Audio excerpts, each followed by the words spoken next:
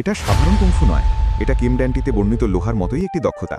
গভীর শ্বাস-প্রশ্বাস এবং পেশি ব্যবহার করে লি ওয়েই তার শরীরকে এতটাই শক্তিশালী করেন যে তিনি নিজের ওজন ধরে রাখতে পারেন।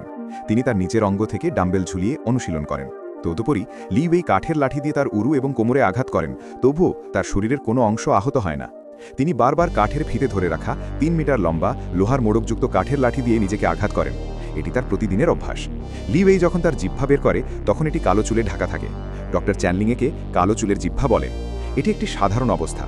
ডক্টর চ্যানলিং সাধারণত রেজার দিয়ে চুল কামানোর পরামর্শ দেন। এই ধরনের জিহ্বায় অসংখ্য লোমকূপ থাকে যা ঘাম এবং দুর্গন্ধ তৈরি করে। খাবার সময় ব্যাকটেরিয়া এবং ছত্রাক জমে যায় যা তাদের খুব অসুন্দর দেখায়। তবে নিয়মিত ব্রাশ করার ফলে এই সমস্যাটি উল্লেখযোগ্যভাবে উপশম হতে পারে।